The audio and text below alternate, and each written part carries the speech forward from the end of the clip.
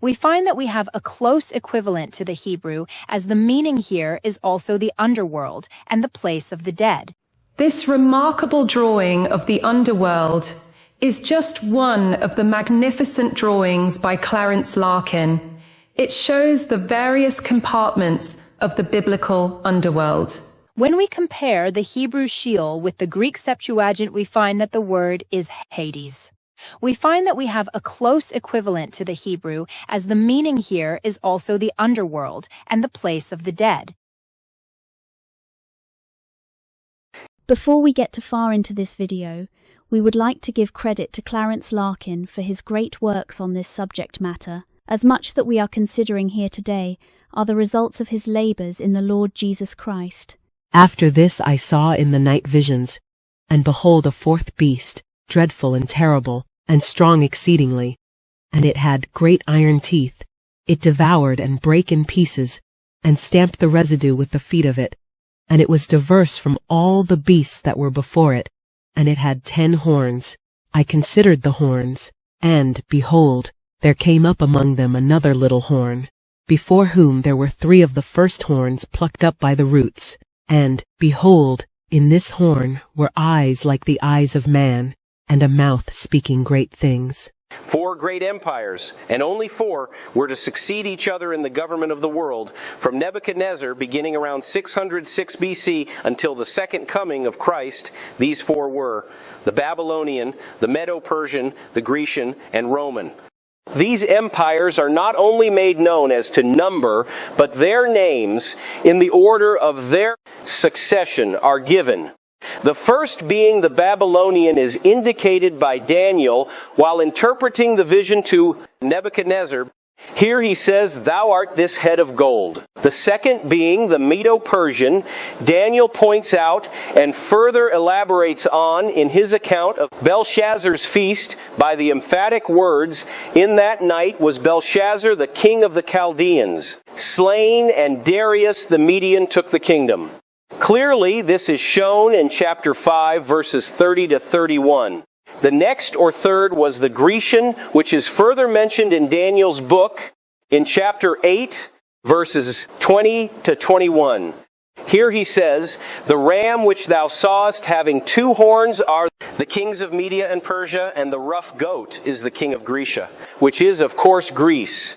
The fourth was the Roman Empire, and is referred to in Daniel chapter 9, verse 26, as the people of the prince that should destroy the city, implying Jerusalem and the sanctuary.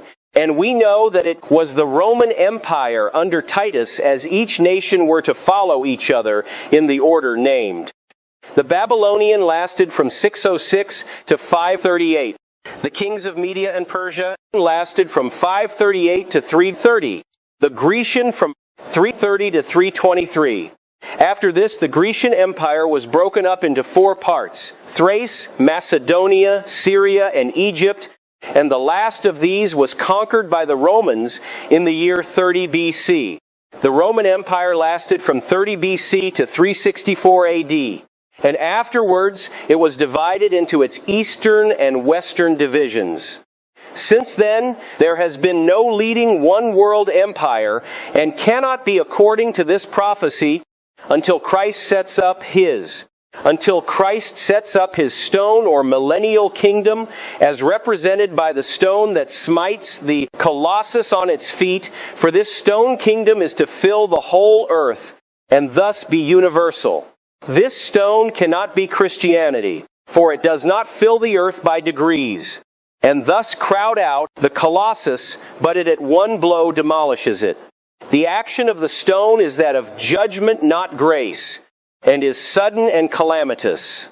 Again, the time of the destruction is not until after the formation of the toes, and we know that the 2 limbs did not appear until AD 364, and the 10 toes have not yet developed. The time when the stone falls on the feet, we are told, is in the days of those kings we see in Daniel chapter 2, verse 44. The kings are represented by the 10 toes, which, as we shall see, corresponds with the 10 horns of Daniel's 4th wild beast, which we see in the scripture, Daniel chapter 7, verse 7 to 8. and with the 10 kings of John's beast in Revelation chapter 17, verse 12. The first 4 kingdoms were literal kingdoms, and so must the stone kingdom be, for it is to take the place of those kingdoms and fill the whole earth. It represents, therefore, the millennial kingdom of Christ, for he is the stone of the Scriptures as indicated in Matthew chapter 21, verse 44. Jesus saith unto them, Did ye never read in the Scriptures, the stone which the builders rejected, the same is become the head of the corner? This is the Lord's doing, and it is marvelous in our eyes. Therefore say I unto you, the kingdom of God shall be taken from you, and given to a nation, bringing forth the fruits thereof. And whosoever shall fall on this stone shall be broken, but on whomsoever it shall fall, it will grind him to powder. From what has been said, we see that the Colossus of Nebuchadnezzar's dream symbolized the world, kingdoms in their unity and historical succession. Gentile dominion is represented by a huge metallic man.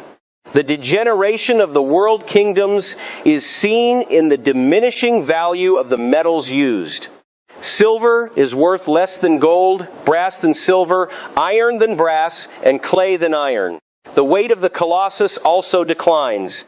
The specific gravity of gold is 19.5, of silver 1047, brass 8, of cast iron 5, and of clay 193. The Colossus is top-heavy. The character of the governing power also deteriorates from an absolute monarchy under Nebuchadnezzar to an autocratic democracy, symbolized by the mixture of the iron and clay of the feet.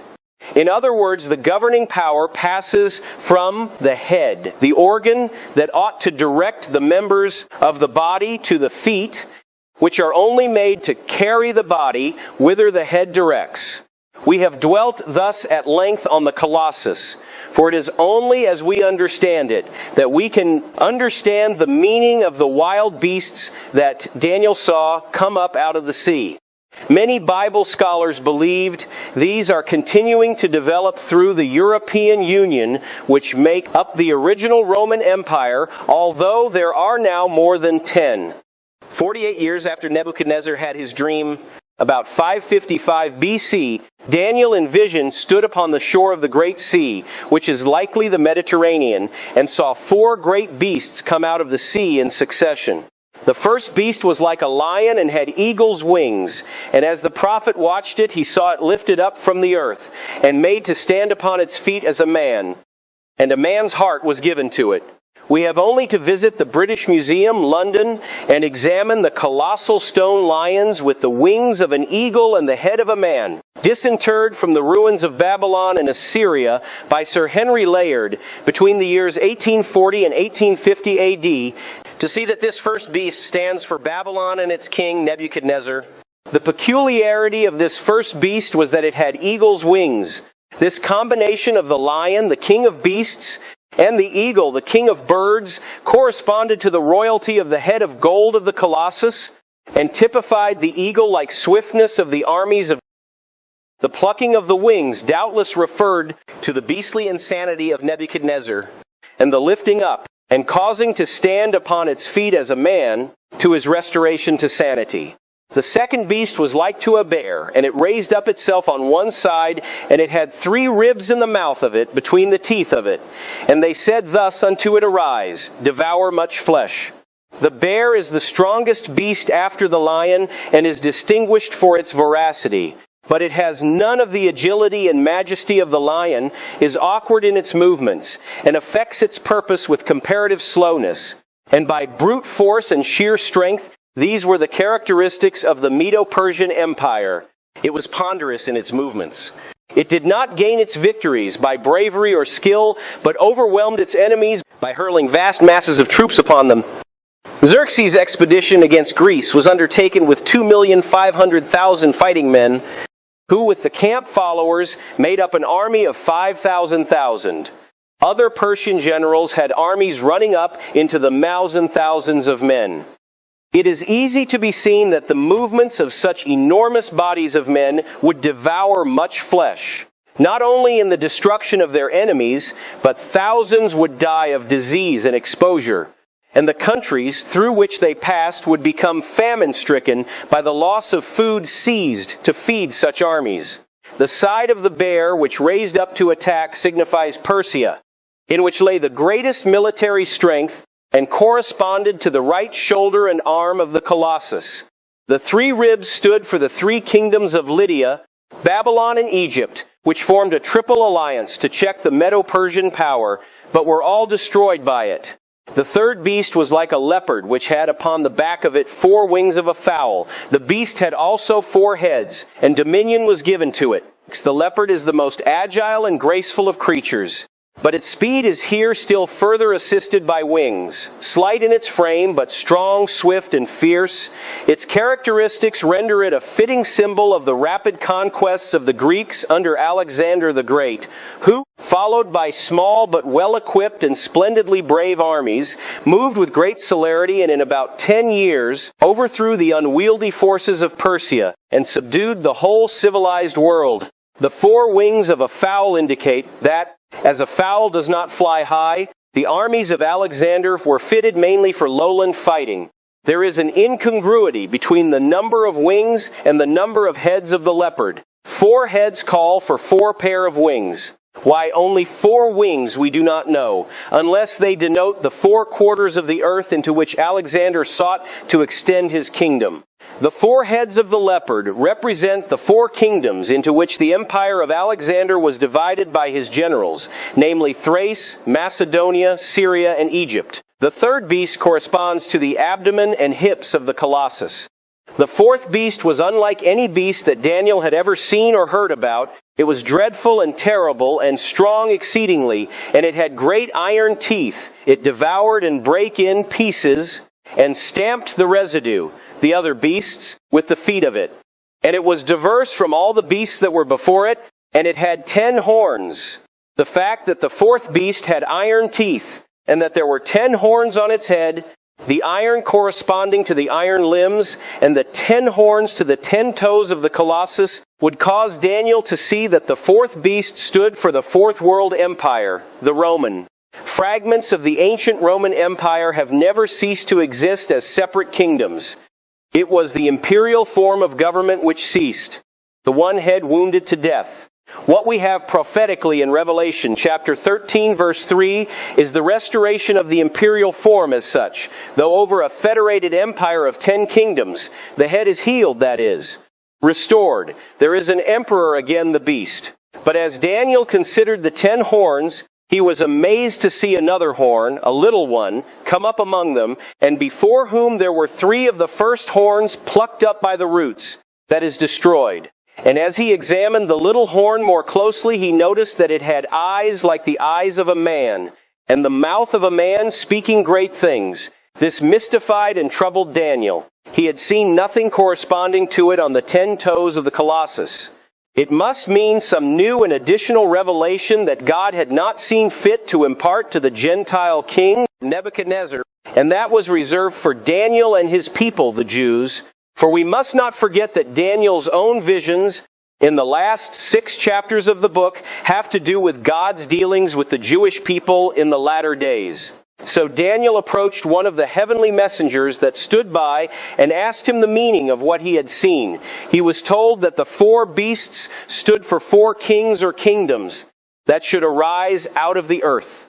Then Daniel wanted to know the truth about the 4th beast, which was so diverse from the other 3, and particularly about the little horn that came up among the 10 horns on its head. In explanation, Daniel was told that the 10 horns on the 4th beast represented 10 kings that shall arise, and that the little horn was a king that should rise among them and subdue 3 of them, and that he would be a person of remarkable intelligence and great oratorical powers, having a mouth speaking great things, that he would be audacious, arrogant, imperious, and persecuting, and change times and laws, and that the saints of the Most High, which simply mean Daniel's people, would be given into his hands for a time, and times, and the dividing of time, which we know is a clear reference to a period of 3.5 years. In this vision of the four beasts, we see degeneration just as we saw it in the metals of the Colossus. The descent is from the lion, the king of beasts, to a nondescript monster that defies description. The reason why these four kingdoms are represented first as a golden-headed metallic image, and then as a succession of wild beasts, is to show the difference between man's view and God's view of the world kingdoms. Man sees in them the concentration of wealth, majesty, and power. God sees them as a succession of rapacious wild beasts devouring one another. The explanation as to the meaning of the little horn perplexed Daniel, and he voiced it by saying, "My cogitations much troubled me, and my countenance changed in me." In other words, he had a sad look, but I kept the matter in my heart. To comfort his servant, God, 2 years later, transported Daniel in vision to Shushan, the capital of Persia. And as he stood on the bank of the river Ulai, he saw a ram which had 2 horns, one higher than the other, and the higher came up last. He saw the ram push westward and northward and southward, and nothing could stand before it. And it did according to its will. While Daniel was considering what the vision of the ram meant, he saw a he-goat come from the west, unmolested, and he noticed it had a notable horn between its eyes. And when it reached the ram, it was moved with choler or anger against it, and smote it with fury, and broke its 2 horns, and knocked it down, and stamped upon it. Then the he-goat waxed great, but when it became strong, its great horn was broken off, and 4 notable horns came up in its place, and out of one of them sprang a little horn which waxed exceedingly great toward the south, and toward the east, and toward the pleasant land, which of course is Palestine. When Daniel sought for the meaning of this vision, he heard a voice say, "Gabriel, make this man to understand the vision." Then Gabriel said to Daniel, "The vision belongs to the time of the end, which would be that end of the times of the Gentiles, and is to make thee know what shall come to pass in the last end of the indignation, which we would simply say, the great tribulation." Gabriel then informed Daniel that the ram stood for the Medo-Persian Empire with its 2 kings, Darius and his nephew Cyrus, that the he-goat stood for the Grecian Empire, the great horn between its eyes for its first king, Alexander the Great, and that the 4 horns that took the place of the great horn stood for 4 kingdoms into which the Grecian Empire should be divided. This explanation cleared up things considerably for Daniel. It revealed to him that the 2 horns of the ram, one higher than the other, and the 2 shoulders of the bear, one higher than the other, and the 2 arms of the Colossus stood for the same thing, the double empire of Medo-Persia. He also saw that the 4 horns that came up in the place of the great horn corresponded to the 4 heads of the leopard, and therefore must correspond with the abdomen and hips of the Colossus, and stand for the Grecian Empire and its 4-fold division among the generals of Alexander the Great. But Daniel was still troubled as to the meaning of the little horn that he saw come out of one of the 4 horns of the he-goat. And Gabriel told him that it stood for a king of fierce countenance, who should stand up in the latter time of the kingdom, and who should stand up against the prince of princes, or Christ himself. We see this in Daniel chapter 8, verses 23-25. The description of this little horn so clearly corresponded to the description of the little horn that Daniel saw arise amid the 10 horns of the 4th wild beast, that he saw they described stood for the same person. The revelation so overcame Daniel that he fainted and was sick certain days. And in the latter time of their kingdom, when the transgressors are come to the full, a king of fierce countenance and understanding dark sentences shall stand up, and after 62 weeks shall Messiah be cut off, but not for himself. And the people of the prince that shall come shall destroy the city and the sanctuary. And the end thereof shall be with a flood. And unto the end of the war desolations are determined. And he shall confirm the covenant with many for 1 week. And in the midst of the week he shall cause the sacrifice and the oblation to cease. And for the overspreading of abominations he shall make it desolate, even until the consummation. And that determined shall be poured upon the desolate. And the king shall do according to his will. And he shall exalt himself, and magnify himself above every god, and shall speak marvelous things against the God of gods, and shall prosper till the indignation be accomplished. For that is determined shall be done, neither shall he regard the God of his fathers, nor the desire of women, nor regard any god. For he shall magnify himself above all. Let no man deceive you by any means, for that day shall not come, except there come a falling away first, and that man of sin be revealed, the son of perdition, who opposeth and exalteth himself above all that is called God, or that is worshipped, so that he as God sitteth in the temple of God, shewing himself that he is God. Remember ye not, that, when I was yet with you, I told you these things, and now ye know what withholdeth, that he might be revealed in his time. For the mystery of iniquity doth already work, only he who now letteth will let, until he be taken out of the way. And then shall that wicked be revealed, whom the Lord shall consume with the spirit of his mouth, and shall destroy with the brightness of his coming. Even him whose coming is after the working of Satan, with all power and signs and lying wonders, and with all deceivableness of unrighteousness in them that perish, because they received not the love of the truth, that they might be saved. And for this cause God shall send them strong delusion, that they should believe a lie, that they all might be damned, who believed not the truth, but had pleasure in unrighteousness. Little children, it is the last time. And as ye have heard that Antichrist shall come, even now are there many Antichrists, whereby we know that it is the last time. They went out from us, but they were not of us. For if they had been of us, they would no doubt have continued with us. But they went out, that they might be made manifest that they were not all of us. Jesus also made a prophetic reference to him. I am come in my Father's name, and ye receive me not.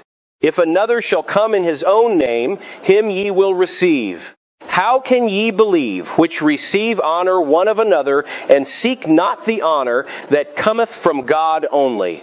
Do not think that I will accuse you to the Father. There is one that accuseth you, even Moses, in whom ye trust. For had ye believed Moses, ye would have believed me, for he wrote of me. But if ye believe not his writings, how shall ye believe my words? While Daniel had revealed to him that the little horn should come out of one of the 4 kingdoms into which the empire of Alexander the Great was divided, he was not at that time told which one, but 20 years later, in 533 BC, the information was imparted to him in a 4th vision. He saw in vision 2 kings warring against each other. One was called the king of the north, the other the king of the south. This chapter from Daniel 11 verses 1 to 45 is one of the most wonderfully minute as to prophetic details of the Bible. It corresponds exactly with the profane history of the kings of Egypt and Syria for over 350 years. From verse 5 to verse 31, we have an account of what is called the wars of the kings of the north, which was Syria, and of the kings of the south was Egypt. These end with the close of the reign of Antiochus Epiphanes around 164 BC. Verses 32 to 35 cover the whole period from 164 BC down to the time of the end, that is, until the 70th week of Daniel's 70 weeks. At verse 36, the willful king appears. And from that verse down until the end of the book of Daniel, we have an account of what is to befall Daniel's people in the latter days. as the description of the willful king corresponded with the description of the little horn of the fourth wild beast and the little horn of the he-goat, and they were all to appear at the same time, the time of the end. Daniel understood that they referred to one and the same person, and as the willful king would be the king of the north, that is, of Syria, Daniel saw that the little horn was to rise on the Syrian horn of the he-goat. In other words, that the little horn, or Antichrist, shall come out of Syria, and as Syria included Assyria, that the little horn of Daniel is the same as the Assyrian of Isaiah. When the Lord hath performed his whole work upon Mount Zion and on Jerusalem, which will not be until Christ comes back, I will punish the fruit of the stout heart of the king of Assyria, which is to say the Antichrist and the glory of his high looks. I will break the Assyrian, the Antichrist, in my land Palestine, and upon my mountains tread him underfoot. Then shall his yoke depart from off them, that is, Israel, and his burden from off their shoulders. The context shows that this prophecy is connected with the restoration of Israel to their own land, not after the Babylonian captivity, but a restoration that was still future at that time, for the Assyrian Empire had been swallowed up by the Babylonian when the prophet wrote, and the Assyrian king here mentioned must be some future Assyrian king, for he is to be brought to Palestine and destroyed there. We must not allow ourselves to be confused by the different names given the Antichrist, as the king of Tyrus, the king of Babylon, and the king of Assyria. For that section of the world will comprise one territory in the days of the Antichrist, and he will be known by all of these titles. From what we have thus far learned of the Antichrist, the probability is that he will be a Syrian Jew, for it is not likely that the Jews will accept as their Messiah one who is not a Jew, unless the claimant by false pretense makes them believe he is one. This, however, does not prevent the Antichrist being a Roman citizen, and the political head of the revived Roman Empire for Saul of Tarsus was both a Jew and a Roman citizen. Those who claim that the little horn of Daniel chapter 7 and the little horn of Daniel chapter 8 are not the same, because the little horn of Daniel chapter 7 arises amid the 10 horns of the fourth wild beast, which represents the Roman Empire, and the little horn of Daniel chapter 8 arises on one of the horns of the he-goat, which represents the Grecian Empire, and corresponds to the third wild beast. Forget that the vision that the Apostle John had of the revived Roman Empire in Revelation chapter 13, verse 1 and 2, actually represented the Roman Empire in its last stage, and reveals the fact that the last stage of the Roman Empire will include all the characteristics of the world, 4 empires, Babylonian, Medo-Persian, Grecian, and the old Roman Empire. This is seen in the character of the beast John saw come up out of the sea. It was like unto a leopard, that is Greece, with the feet of a bear, that is Medo-Persia, and the mouth of a lion, which is to say Babylon.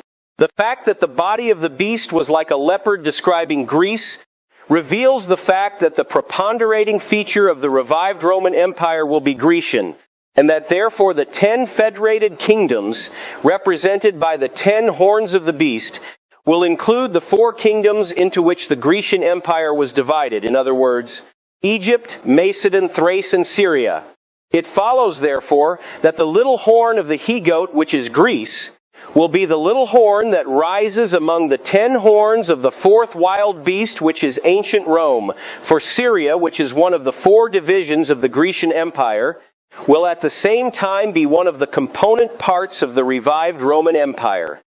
Again, those who claim that Antiochus Epiphanes, who lived around 175 to 165 BC, the king of Syria, was the little horn of the he-goat, overlook the fact that while Antiochus Epiphanes devastated Palestine and caused an idol altar to be erected on the brazen altar of the temple, on which he offered swine flesh, which was an abomination to the Jews, he does not fulfill the description of the little horn of the he-goat which we have in Daniel chapter 8, verses 9 to 12, and verses 12 to 25, for neither Antiochus Epiphanes nor any other ruler of the past ever stood up against Jesus, the Prince of Princes. Neither was Antiochus Epiphanes broken without hand. He died a natural death at Tebais around 165 BC. But the little horn of the he-goat is to be broken without hand. His kingdom is to be destroyed by a stone cut out of the mountain without hands. And he himself shall be paralyzed by the brightness of the Lord's coming, which we clearly read in the second epistle to the Thessalonians, chapter 2 and verse 8. And he shall be cast alive into the lake of fire, according to Revelation chapter 19, verse 20. There is no intimation in Scripture that Antiochus Epiphanes is even to be regarded as a type of Antichrist. They are distinct historical personages, and though they resemble each other in some respects, yet they must not be confounded with each other. After this prolonged exposition of Daniel's foreview of the Antichrist, which has seemed necessary to a proper understanding of the meaning of the beast which John saw, turn to Paul's foreview. Let no man deceive you by any means, for that day, that is, the day of the Lord, shall not come except there come a falling away first, and that man of sin be revealed, the son of perdition, who opposeth and exalteth himself above all that is called God, or that is worshipped, so that he as God sitteth in the temple of God, which we interpret as the rebuilt temple at Jerusalem, showing himself that he is God. For the mystery of iniquity doth already work. In other words, in Paul's day, only he that is the Holy Spirit, who now letteth or restraineth, will let or restrain, until he be taken out of the way. And then shall that wicked be revealed, whom the Lord shall consume with the spirit or breath of his mouth, and shall destroy with the brightness or manifestation of his coming. Even him whose coming is after the working of Satan with all power and signs and lying wonders, and with all deceivableness of unrighteousness in them that perish, because they received not the love of the truth, who is Christ, that they might be saved, as we have recorded in 2 Thessalonians chapter 2, verse 3 through 10. In the American Standard Edition of the Bible, the Antichrist is called the mystery of lawlessness, or the lawless one as such. He is not the cause of lawlessness. He is the result or fruit of it. For he will arise out of the seething cauldron of lawlessness that is now becoming more pronounced and manifest in the world. The name that the Apostle Paul gives the Antichrist, the son of perdition, is not without significance. The name is used but twice in the Scriptures. It is first used by Christ of Judas in Gospel of John chapter 17 verse 12, and then here of Antichrist. The apostle also calls the Antichrist in this passage the mystery of iniquity. What does that mean? In 1 Timothy chapter 3 verse 16, Christ is spoken of as the mystery of godliness, that is, that he was God manifest in the flesh. How did he become manifest in the flesh? It was by being born of the Virgin Mary by the Holy Spirit. Thus it was that Jesus became the Son of God, according to Luke chapter 1 verse 35. Now as iniquity is the opposite of godliness, then the mystery of iniquity must be the opposite of the mystery of godliness. That is, if Christ is the mystery of godliness, Antichrist must be the mystery of iniquity. And as Christ was the Son of God, then Antichrist must be the son of perdition, that is, of Satan. And as Christ was born of a virgin by the Holy Spirit, so Antichrist will be born of a woman, not necessarily a virgin by Satan himself. This is no new view, for it has been held by many of God's spiritually minded children since the days of the Apostle John, and there is some warrant for it in the Scriptures. In Genesis chapter 3, verse 15, God said to the serpent, addressing Satan himself, "I will put enmity between thee and the woman, and between thy seed and her seed." Now the woman's seed was Christ. Then the serpent's seed must be Antichrist. In John chapter 8, verse 44, Jesus said to the Jews, "Ye are of your father the devil. When he speaketh a lie, he speaketh on his own, for he is a liar and the father of it." In the Greek, there is the definite article before lie, and it should read the lie. So when the devil speaks of the lie, he is speaking of his own child, for he is a liar, and the father of it, in other words, the father of the lie. And it is worthy of note that in the verse 11 that follows the passage we are considering, that the apostle says, "And for this cause God shall send them strong delusion, that they should believe a lie." Here again, the definite article is found in the Greek, and it should read the lie, the son of perdition and the Antichrist. But why was Judas called the son of perdition? Was he a child of Satan by some woman, or was he simply indwelt by Satan? Here we must let the Scriptures speak for themselves. In John chapter 6, verse 70 to 71, we read that Jesus said, "Have not I chosen you 12, and one of you is a devil?" He spoke of Judas Iscariot, the son of Simon, for he it was that should betray him, being one of the 12. In no other passage than this is the word devil applied to anyone but to Satan himself. Here the word is diabolos. The definite article is employed, and it should read, "And one of you is the devil." This would make Judas the devil incarnate, or the mystery of iniquity, and explains why Jesus in John chapter 17 verse 12 calls him the son of perdition. This is the only place in the Scriptures where the word diabolos is applied to a human being, and it implies an incarnation.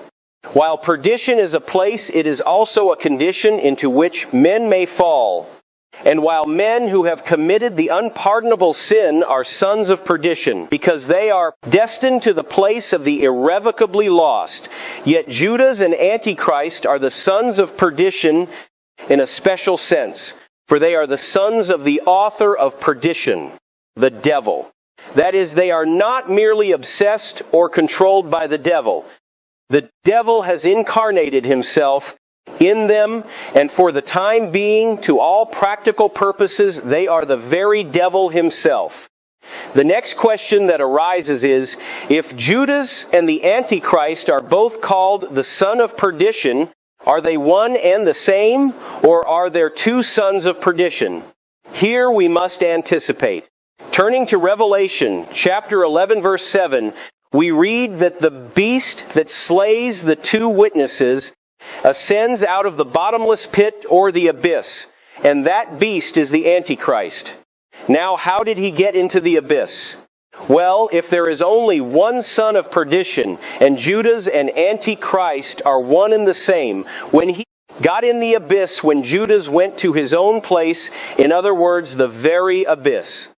Of no other person is it said anywhere in the Scriptures that he went to his own place. Again, in Revelation chapter 17 verse 8, it is said, "The beast that thou sawest was, and is not, and shall ascend out of the bottomless pit or abyss, and go into perdition."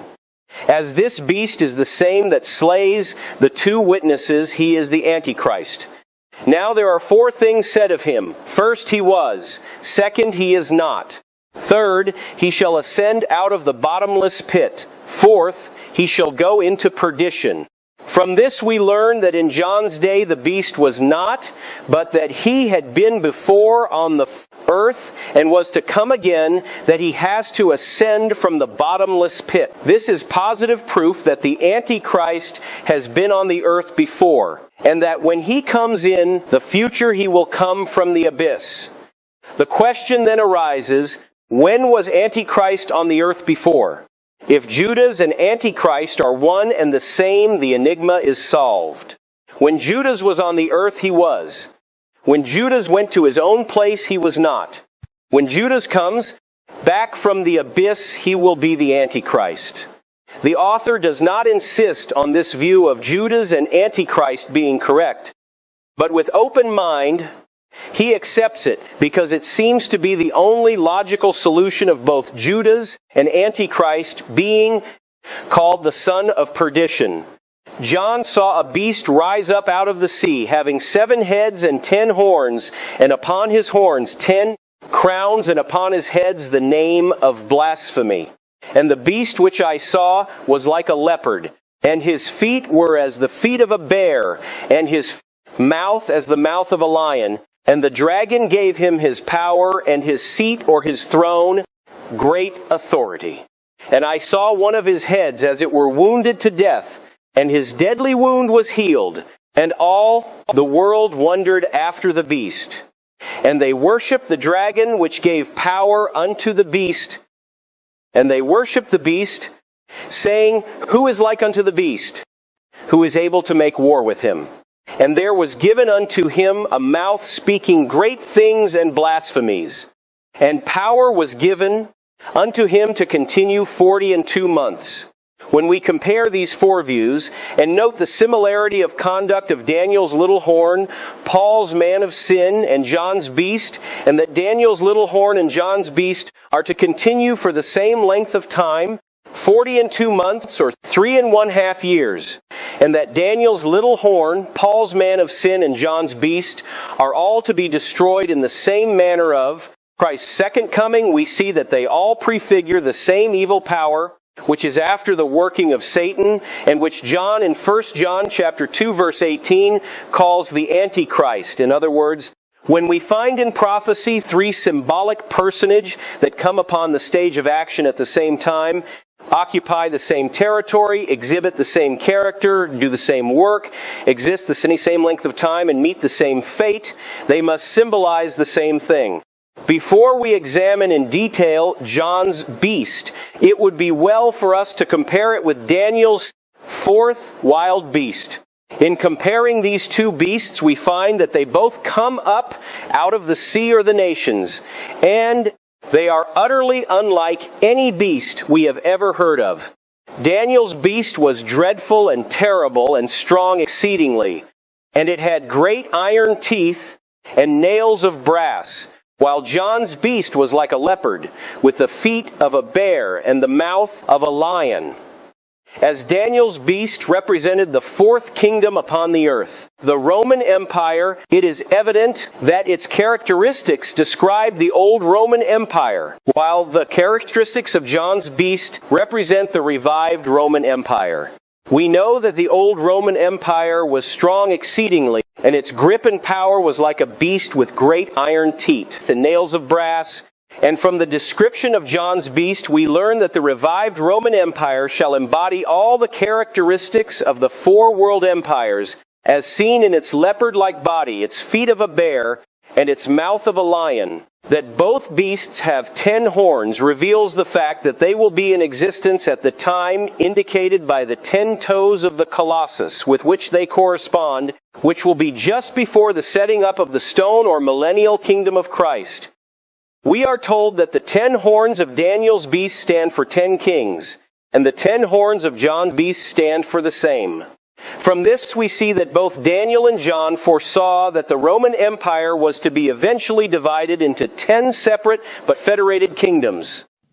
Thou, O king, sawest, and behold a great image, this great image, whose brightness was excellent, stood before thee, and the form therefore was terrible. This image's head was of fine gold, his breast and his arms of silver, his belly and his thighs of brass, his legs of iron, his feet part of iron and part of clay. Saul told that a stone was cut out without hands, which smote the image upon his feet that were of iron and clay, and brake them to pieces. Thou, O king, art a king of kings, for the God of heaven hath given thee a kingdom, power, and strength, and glory. And wheresoever the children of men dwell, the beasts of the field and the fowls of the heaven hath he given into thine hand, and have made thee ruler over them all. Thou art this head of gold. And after thee shall arrive another kingdom inferior to thee, and another third kingdom of brass, which shall bear rule over all the earth. And the fourth kingdom shall be strong as iron. For Moshad as iron breaketh in pieces, and subdueth all things. And of iron that breaketh all these, shall it break in pieces and bruise. And whereas thou sawest the feet and toes, part of potter's clay, and part of iron, the kingdom shall be divided, but there shall be in it of the strength of the iron. From Masham as thou sawest the iron mixed with neri clay. As the toes of the feet were part of iron, and part of clay, so the kingdom shall be partly strong, and partly broken. And whereof thou sawest iron mixed with neri clay, they shall mingle themselves with the feet of men, but they shall not cleave one to another, even as iron is not mixed with clay. And in the days of these kings shall the God of heaven set up a kingdom which shall never be destroyed. And the kingdom shall not be left to other people, but it shall break in pieces and consume all these kingdoms, and it shall stand forever.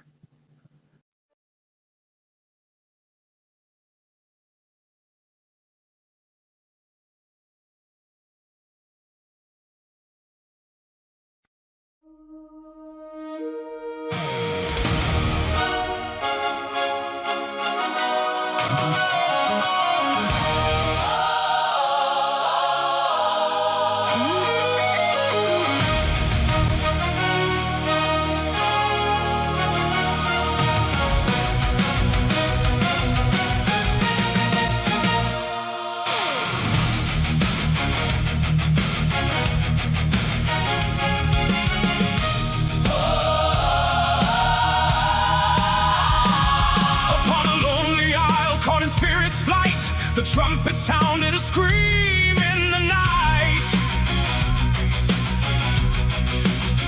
Write what you see, warn those in despair, for the clouds of delusion are filling the air.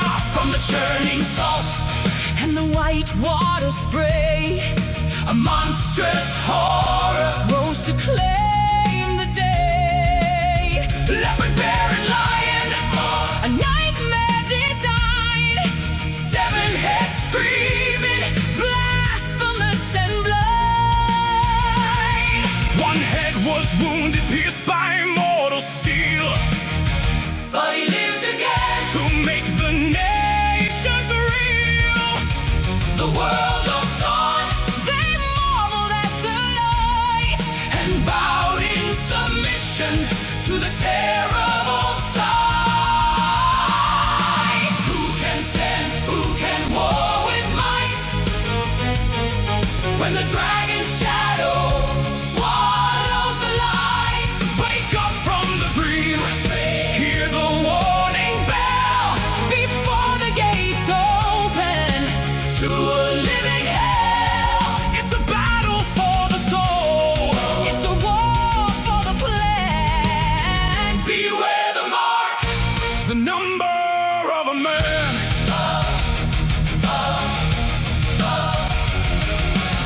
And from the dust another beast arose, a wolf in lamb's wool in a holy disguise. He breathed life into stone, cold fire from blue, painting a lie that the multitude took for true.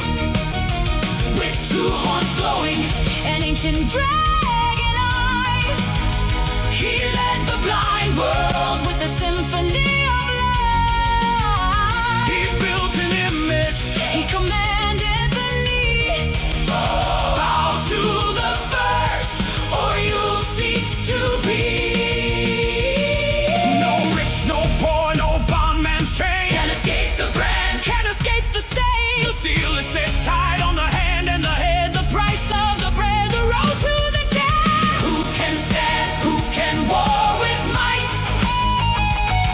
when the dragon's shadow swallows the light? Wake up from the dream, hey, hear the warning bell, before the gates open to a living hell.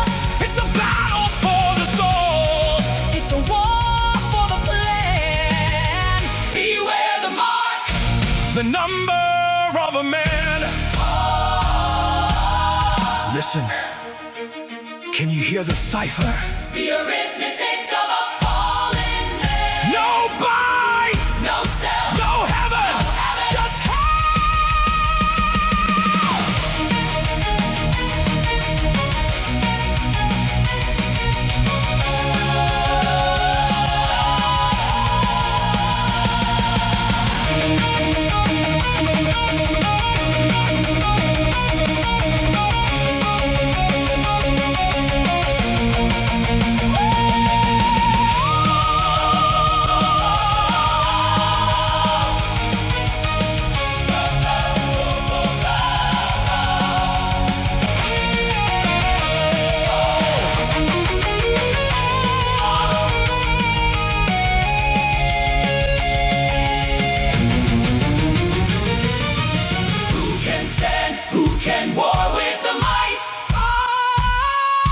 the dragon's shadow swallows the light.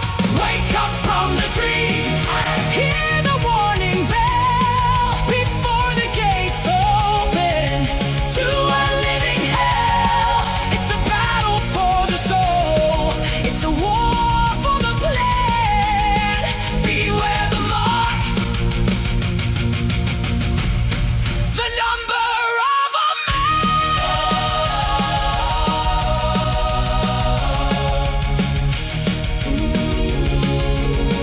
Wisdom whispers through the closing gate. The number of a man. Besides 8, 6, 6, 6, 6.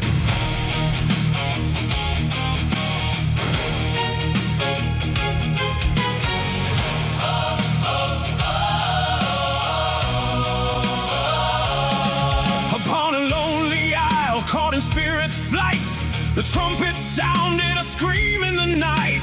Write what you see, warn those in despair, for the clouds of delusion are filling the air. From the churning salt and the white water spray, a monstrous horror rose to claim the day. Leopard, bear, and lion, a nightmare design. 7 heads screaming, blasphemous and blind. One head was wounded, pierced by mortal steel, but he lived again to make the nations real. The world looked on, they marveled at the light, and bowed in submission to the terrible sight. Who can stand, who can war with might, when the dragon's shadow swallows the light? Wake up from the dream, hear the warning bell, before the gates open to a living hell. It's a battle for the soul, it's a war for the plan. Beware the mark, the number of a man.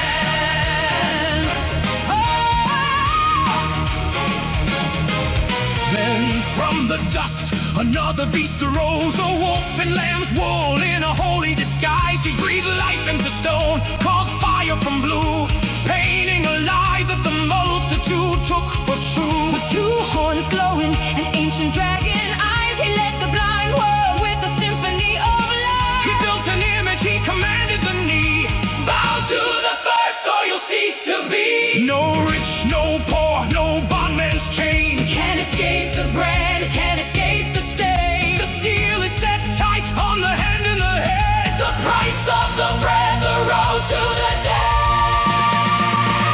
Who can stand, who can war with might, when the dragon's shadow swallows the light? Wake up from the dream, hear the warning bell, before the gates open to a living hell. It's a battle for the soul, it's a war for the plan. Beware the mark, the number of a man.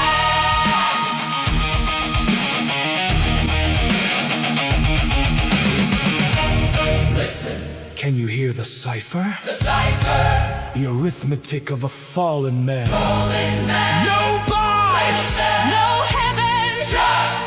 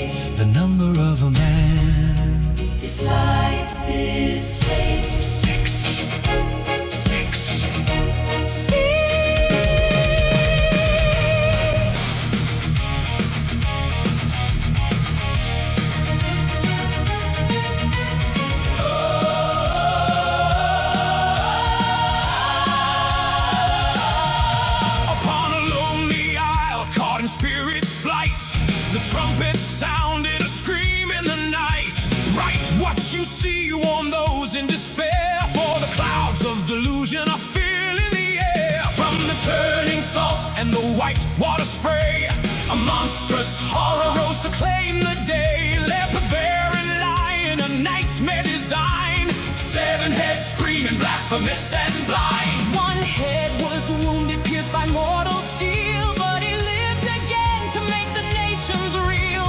The world looked on, they marveled at the light, and bowed in submission to the terrible sight.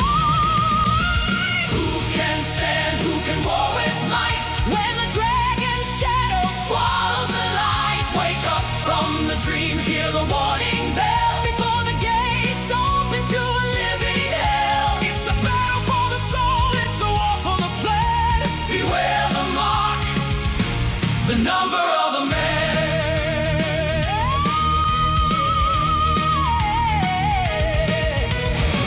Then from the dust another beast arose, a wolf in lamb's wool in a holy disguise. He breathed life in a stone, called fire from blue, painting a lie that the multitude took for true. With 2 horns glowing and ancient dragon eyes, he led the blind world with the symphony of lies. He built an image, he commanded the knee, bow to the first, or you'll cease to be. No rich, no poor, no bondman's chain can escape the bread, can escape the stain. The seal is set tight on the hand and the head, the price of the bread, the road to the dead.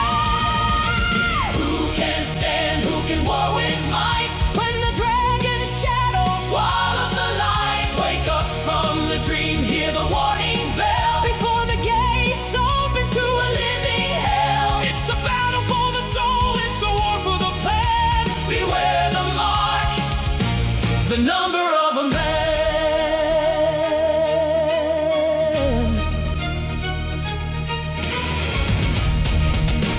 Listen. Can you hear the cipher? The arithmetic of a fallen man. No buy, no sell, no heaven, just hell.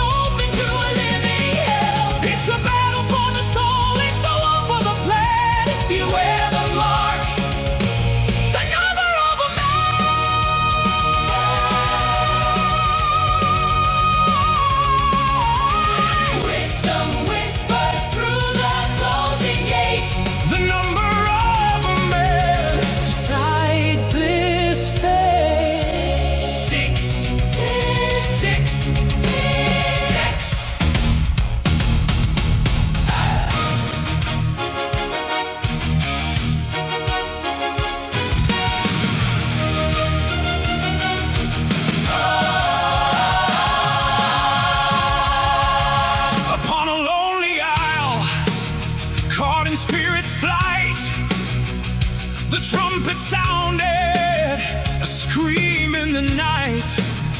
Write what you see, warn those in despair, for the clouds of delusion are filling the air. From the churning salt and the white water spray, a monstrous horror rose to claim the day. A leopard, bear, and lion, a nightmare design. 7 heads screaming, blasphemous and blind.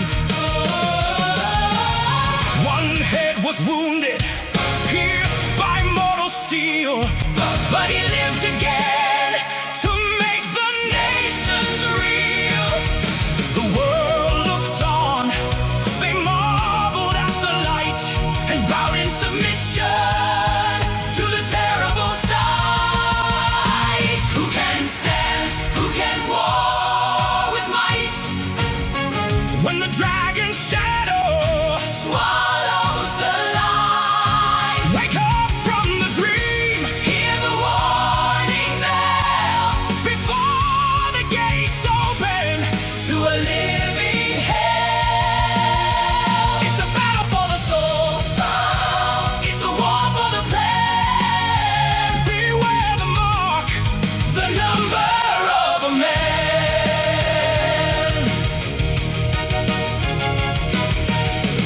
from the dust, another beast arose, a wolf in lamb's wool, in a holy disguise. He breathed life into stone, called fire from blue, painting a lie that the multitude took for true. With two horns glowing and ancient dragon eyes, he led the blind world with a symphony of lies. He built an image, he commanded the knee, bow to the first, or you'll cease to be. No rich, no poor, no bondman's chain can escape the brand, can escape the stain. The seal is set tight on the hand and the head, the price of the bread, the road to the dead. Who can stand? Who can war with might? Who can war when the dragon's shadow swallows the light? Wake up from the dream, hear the warning bell before the gates open to a living hell. It's a battle for the soul, it's a war for the plan. Beware the mark, the number of a man. Listen, can you hear the cipher? The arithmetic of a fallen man. No buy, no sell, no heaven, just hell. No heaven, just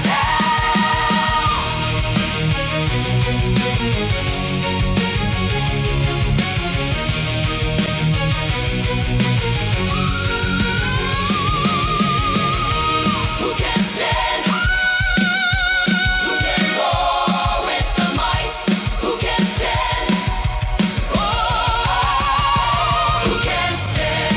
Who can war with the might? When the dragon's shadow swallows the light. Wake up from the dream, hear the warning bell before the gates open to a living hell. It's a battle for the soul, it's a war for the plan. Beware the mark, the number of a man.